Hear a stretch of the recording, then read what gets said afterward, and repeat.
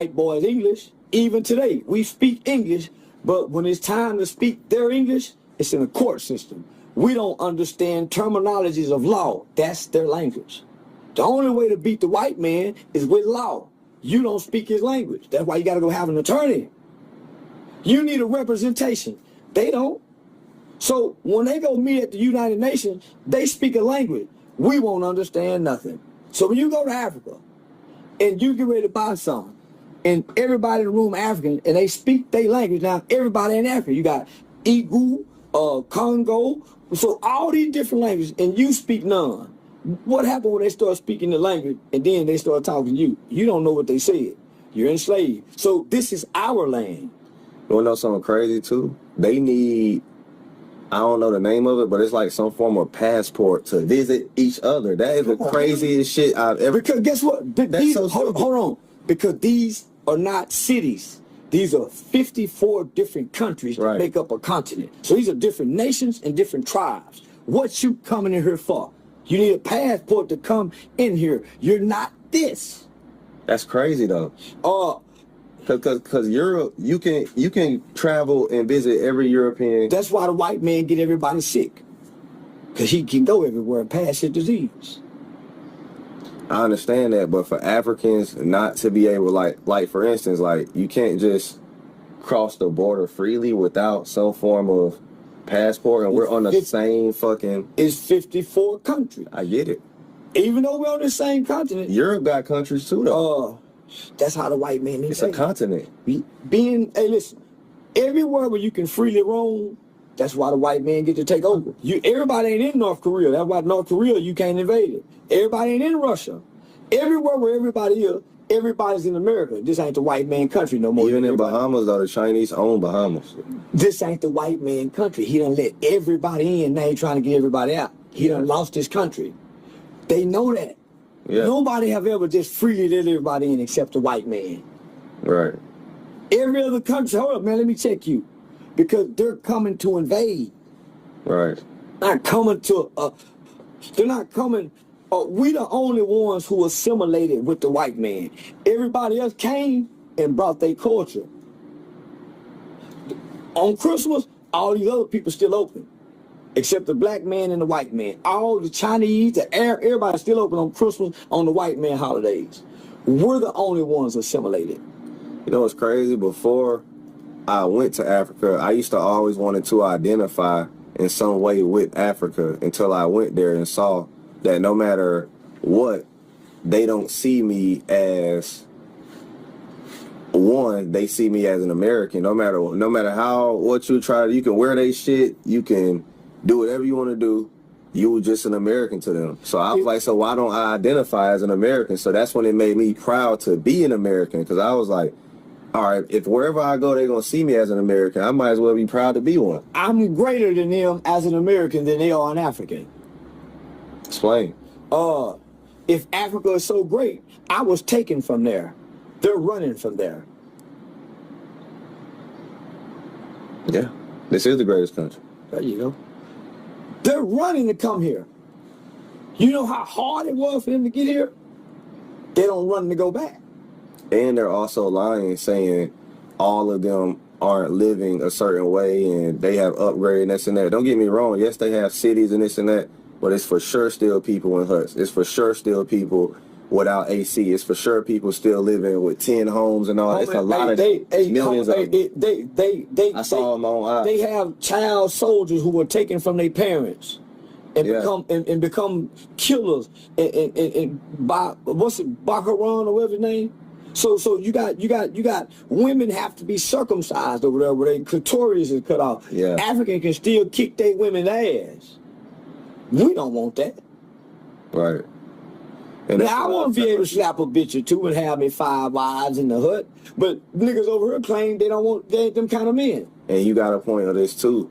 When I went to Africa and I saw that the police officer was an African black man, the judge, the this, the that, I was like, so let me just straight, Americans, black Americans think we can go over there and you think you can override the police, the judge, the government, all that shit? I said, you still under their law. Like, there's no going over there and taking over shit. You know what I'm saying? Just think about this, homie.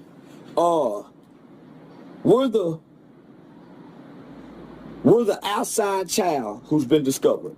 Yeah. Coming back home to a family who don't know us. Yeah. We don't eat like they eat, so they have to correct us. Right. They have to. How you think they're gonna teach us to be Africans? You think they're gonna teach us with love? With what we're bringing with the culture? To understand our relationship, all you have to do is go back and watch Alex Haley's story, the relationship between Hitler and Kunta when they first got there. No, them niggas didn't want to hang with the Geechee man. We're not Africans. We're niggers. We was made and created at a certain point in time. We know nothing but what we was created to know. See what I'm saying, nigga? We stop at the shores. But you know something crazy? Me and you both had white in our blood. That's what I'm talking about. I know for a fact I do. I know for a fact I do too. I'm 13%. So if we believe in these certain religious ideologies, then how can we go back to Africa when we're the Hebrews? Well, the Jews are a lost tribe with no land, so they have to be shipped and roamed around. Right. So how can Israel be the Jew when they have a land? They have somewhere to go. The real Jews have nowhere to go throughout life. That's us. We have nowhere to go. When the Jews get kicked out of a country, they went to Palestine. If they kick us out of every country, where do we go? Everybody else have somewhere to go, except the niggas that was made in America. We're those people that they say are the Jews. But we can't claim it because we haven't tapped into the gypsy side of the economics part of the land. So the Jews can get kicked out anywhere and go anywhere and control the banking system. That's what makes them today's Jews. Do you believe that there will be progress? Like, let me ask you this on a positive note for black people. What in the future do you see as progress for black people? Violence. Not violence against each other, but violence against everybody else. Violence is going to be the issues. The violence is going to be the answer for the future. Bloodshed. Bloodshed, going to war. Bloodshed is going to be the deciding factor, not laws, not a judge. Bloodshed. Because we're claiming rights and freedom now. No group of humans in life have ever gotten their rights without spilling blood. We're not prepared to spill blood. Everybody else getting prepared. The nigga of America is not prepared, no, correct? Yeah. The nigga of America not prepared. No, hell no. Because everybody else don't have a problem with killing somebody else and not them. Right. They won't kill each other. We're the only ones that have a problem with killing everybody else, but not each other. That's facts. When Africans meet one another, they're not so quick to kill each other. Right. When they realize, oh, you're Nigerian, oh, my brother. We don't give a damn, we kill each other. So violence is what we're not prepared for. And we see the world get more violent around us. Mass shootings, that's why everybody's quick to attack us. Yeah. Everybody challenging us now. There used to be a time you couldn't catch a white man or nobody challenging a nigga. Yeah. They used to really be afraid of her. They really used to lock their doors. Well, they used to walk. They're not afraid of us anymore. They used to be afraid of us, and they used to respect us. For one, when a nigga got mad, he used to stare at a white man. And the white man said, "What you looking at, boy?" He didn't say, "What you say to me, nigga." Staring at nigga. That fierce stare, that's what scared a white man, a silent nigga looking, not a nigga talking. They think that's why they challenge us now, because now we got a group of black men that want to get in front of a microphone and talk. It ain't no more quiet niggas. Got the white man guessing what he thinking. Yeah. We telling them what we thinking, what we feel. No, nigga. Them Africans, when they get mad, they don't talk. Them Arab men, the one at the store do. But them motherfuckers blow up shit, they don't talk. They don't get angry. Motherfuckers that'll go shoot up the whole school, they don't get angry. Right. Quiet. So, nigga, we ain't ready for what's to come.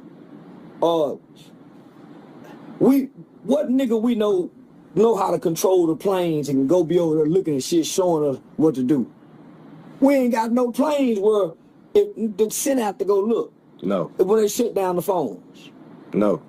We ain't got no kid that nigga know how to say, Daddy, let's go take these beans and put them in these cups and sit them out here and grow. They ain't teaching that nigga. We don't know, man. And that's what leads to my point of why I'm building that center, because I'm like, we need to be putting kids on at an early age of archery. And archery. True, that too. Homie, we gonna have to save the bullets for the war. Right? So how we gonna eat? Cause we can't. So how we go hunt? We can't shoot. We gonna have to be quiet. How we go hunt? Yeah. Gotta save the bullets for protection. How we go hunt? You're right. Nigga don't know archery. Who know how to fish and catch the fish and gut him? We when they whole know how to gut the fish. We're totally dependent upon our enemy. Yeah. But too, like we talked about earlier, you know, I feel like how they say the revolution won't be televised. In my honest opinion, the only way we're going to progress as black people is through, because like bloodshed, we'll lose that battle. We will. But the battle that we can win is how history repeats itself, self-sufficiency. I don't think we should ever build a community where we're together. I think we should spread out, because what we repeat is the Greenwood Tulsa shit. If we say, man, let's just go to motherfucking Tennessee in the fucking woods, this forest costs 3,000 for 100 acres. Well, let me say it. That won't happen again. So you have to understand, when that happened, it was just the black man and the white man here. Everybody wasn't here. Right. At that time, the white man thought, felt, and believed that the black man was his problem. He don't think that no more. He know we're not his problem. We're his commodity. Well, if he lose a war to any other country, we're the spoils of the war. So you have to forfeit something. They get to have your women. We the ones they hand over first. Before they hand over the electricity companies, they hand us over first. We're already at the front of the line to be handed off. Why? Because when their enemies come here playing as friends to position themselves, they're positioned amongst us in our community with their stores. So when we buying single cigarettes, when we buying outdated shit, that's the money they send back to fund the war that the government can't account for. Them Lucy cigarettes and them crackers they get out the box and sell them individual things for sale. That's what they send back. Them nickels and dimes they collecting and stealing us from, that's what they send their kids to school for. So between the Russians and China since the 70s and the 80s have already been positioning themselves to attack America. We're the spoils of war. That's why when they come here, hey, put them in their community. Keep them away from us. You want to know something so crazy though? That it is, I rarely see men ask you any intelligent questions. It's all drama. Cause they ain't intelligent. Nigga, you know nigga. You the only smart nigga interviewing me, nigga. Dr. Umar ain't even this intelligent. That's why he stick with the black and white talk. Everybody our enemy, nigga. We ain't got no brother, no cousin, no. We just got us, nigga. I just thought about that. I said, man, I rarely can get an interview where a nigga is asking you. Cause they wanna out talk me. Nigga wanna debate me. That's it, man. I'm smart. Nigga wanna say, oh man, I'll talk that nigga. Niggas wanna beat me talking. Right. They don't wanna solve nothing and build nothing and create nothing like you doing. So are you open to other opinions? Of course. People don't want to. So this is what I realized. They just want to argue. They don't even want my opinion. That's facts. I just went through that with a nigga on Twitter, yeah. Because I'm saying, I don't want to hurt nobody's opinion. Let's come together, build, create, manufacture, or produce, or pay me for the character. And that's all two black motherfuckers gonna do is argue over their opinion. When they get to their opinion, where the solutions at? Come on now. And then when we get through sharing opinion, we done divide each other because now half-ass don't like it. Facts. And we hadn't bonded because we done divided over the opinions. Right. So nigga, come on, nigga. So are we gonna entertain, or we gonna get in front of the camera and really build, or we gonna debate? I realize most niggas want to debate. Cause when they get through debating, they don't go back to doing what me and you doing, working in these communities. No. They get back on the camera and they don't do shit for the community. When this camera come off, nigga, I'm in the community still. Same. Still, every city I go to, I'm off camera doing something in the community. You got a point. They don't. And I know that when I post it, it don't get no engagement. None. But if you say some wild shit, or if I say some wild shit, that's what they gonna post. But all the good shit we do, like how you put up on them boys and ask them what they want to eat and all that. Yeah. That ain't gonna go as viral as you saying, fuck Charlie Kirk, or you get what I'm saying, all that, right? And two, shit, a lot of black men felt it, just a lot of y'all scared to say it. Homie, listen, I'm friends. I felt bad for Charlie Kirk. I'm friends with Charlie Kirk's closest friend, people that was at the funeral. And it caused a rift between me and them. Right. Nigga, one of Charlie Kirk's closest friend, nigga, my bail bomber, would come get me out of jail for free, would get anybody out of jail for free for me, nigga. Was in partner, his father been doing bail bombing for 50 years. Was talking to my mama to help my mama set up a bail bombing company. That talking stopped because of what I said about Charlie Kirk. But nigga, I said it because I want to show nigga, I talk about white folks too, nigga. I'm a real bold nigga.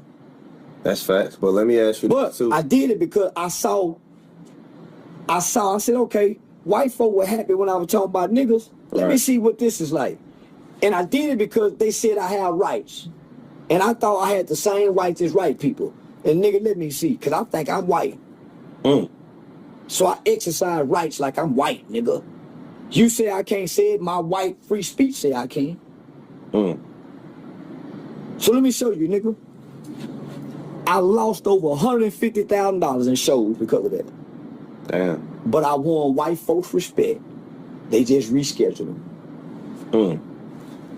And I made $50,000 in interview money that week of losing over that $100,000. Not in comedy. I lost over $150 in comedy, made up $50 in interview money as a brand, not as a comedian. So do you feel like when you say something controversial, you'll lose money for a little bit, and then people will be like, all right, we fuck with you again? Because most people that's entertained, most people that has that's look for amusement have a short attention span because they want to be amused, right? So I look at entertainment and fans and content and the things I say like a roller coaster ride. I'm gonna make you love me one day, make you hate me. I'm not here for neither. Right. I'm like a writer who write a book. I just want you to read my book. Your feelings is not in my thoughts when I'm writing my book or my story. Right. I have an intent, I have a purpose, I have a synopsis that I follow, that I stick with to write a great book. How you feel while you're reading, fuck your feelings. So when I come on here saying, I know I'm gonna go viral. Right. So I attach my name to viral situations. That's why you saying, oh, man, NBA Young. So whatever big, I realize if I speak on it, between my algorithm and their algorithm makes me viral. It attaches me to historical facts throughout our time. Right. NBA Youngboy just had one of the most top 3 historic tours in America. I will be noted with that tour because of what I did at the tour that went viral for weeks, that made all the media outlets speak on it. Oh, because like they wouldn't let you in or something like that? No. I didn't go in. I went to go viral. I understand that if I say something and you're a legend, you're gonna die a legend. I become one too because of the internet. Yeah, you attach it by. I attach my. It's like you having good credit and you put me on as an authorized user. Now I got good credit. That's why certain niggas who say my name, I won't say their name and make them an authorized user on this good credit. Facts. I learned that when T.I. put me in a song. He made me an authorized user. He said I'd never be big as him. When he said my name, he put me up there with him. That happened with me with Oh, I learned. Thank you, Tip. Thank you, Tip. I learned that, homie. So I sit back and I wait for historical events to happen to speak on it and wait to see if I go viral. Charlie Kirk, I'm history now. Yeah. King Von, I'm history now. Yeah. That's a bar. That's why a lot of people beef and everything with certain people to try to attach their name. Like, you know, like an underground artist, they'll see him blowing up in the city. He really don't got beef with bro, but he gonna say fuck him. So what happens is I get that light. I get the same light. I get to stand in that big bright light with Kentrell. Most people, when Kentrell go off and don't say nothing, they can't keep the light. I got ways to keep the light. I go viral again a week for the next one. So you're not worried about being disliked by NBA YoungBoy? No. I showed up. I showed up with a plan. Right. To play a villain, not to be liked. I can respect that. Because I sat back and saw everybody who once was loved by black people end up not being liked. So I came to play reverse psychology. I'm a likable guy in real life. Yeah, that's true. I'm gonna come make you not like me because I'm a likable guy in real life. Most people are not likable in real life, but they are on the internet. That's right. I come to do the opposite. Yeah. So I come to play the villain because everybody else trying to play hero. Facts. I come to play a villain. I'm not a villain in real life. So I come on there not to be liked. I come to get monetized playing a villain.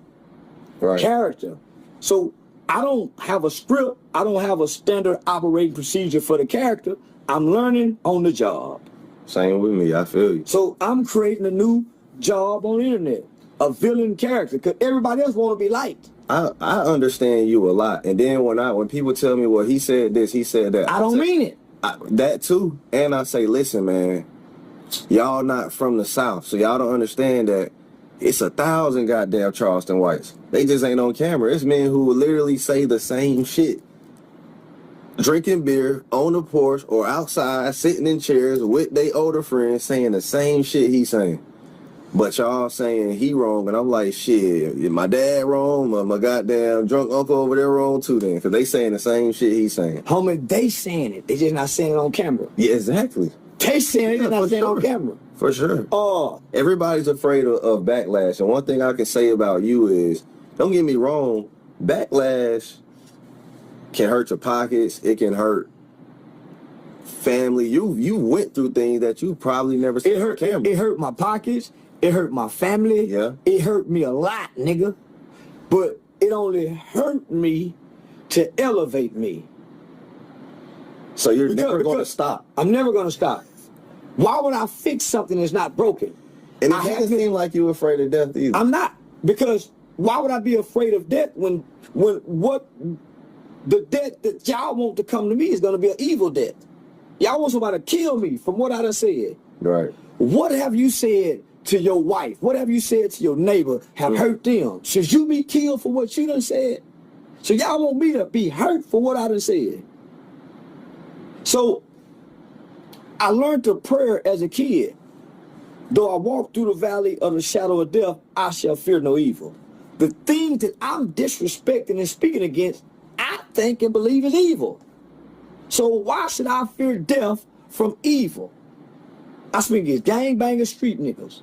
Y'all dance and celebrate to evil. I speak against evil. No matter what you're saying, I speak against evil. So a lot of people think that, I see it the way you see it, because I see it the same way. You're a brilliant man. Like, they'll be like, okay, Charleston, you really are a fan of NBA YoungBoy. Big fan. But